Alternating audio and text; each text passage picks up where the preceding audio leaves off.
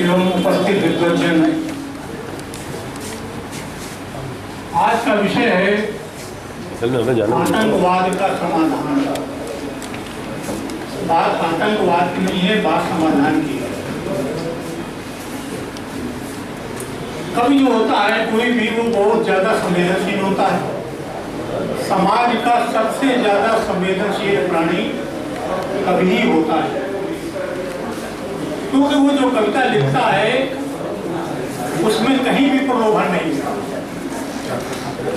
उसकी जो कविता लिखती है न उसको कोई खरीदने वाला होता है।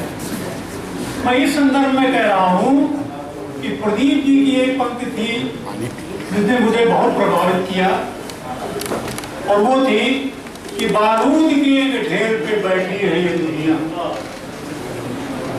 कितना बड़ा संकेत दिया कि आज हमारी दुनिया धीरे धीरे बारूद के ढेर पर बैठती चली जा रही है। तो सवाल ये उठता है कि बारूद पे बैठने वाला कौन है और बारूद पर बैठाने वाला कौन है? बैठने वाला भी इंसान है और बैठाने वाला भी इंसान है।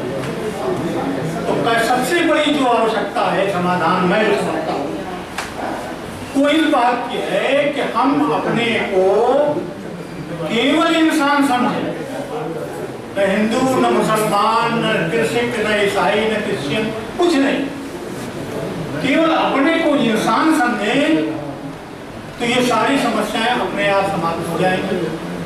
क्योंकि जब हम अपने को इंसान समझेंगे तो सबसे पहले हमारे अंदर जो पैदा होगी वो है संवेदनशीलता।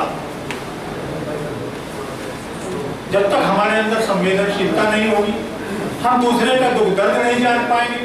उसको कोई तकलीफ हो रहा है तो हमको ज्ञात नहीं हो रहा है, तो हम में परिवर्तन कैसे होगा? एक आतंकवादी कहता है मैं 100 को मार दूंगा तभी मुझे संतोष मिलेगा। भाई मारने वाले भी तो तुम ही इंसान हो और मरने वाला भी तो कोई भी इंसान है, उसमें तुम्हारा कोई भाई भतीजा भी हो सकता है।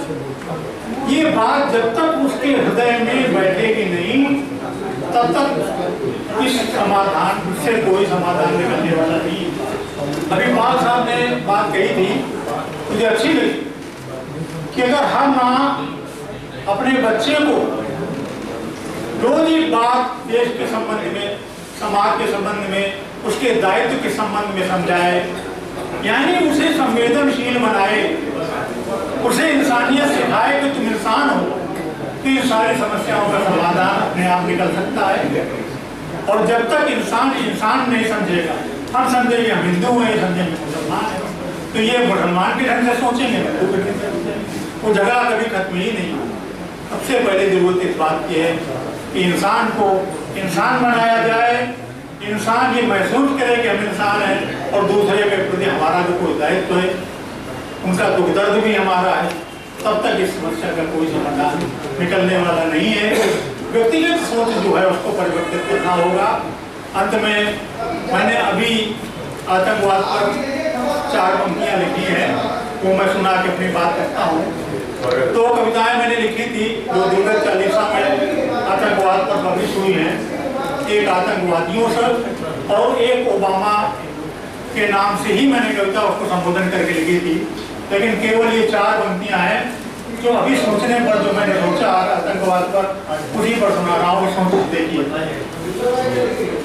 कि आखिर ये कैसा मजाक है, कि आखिर ये कैसा मजाक ही मानो ही मानो बम है।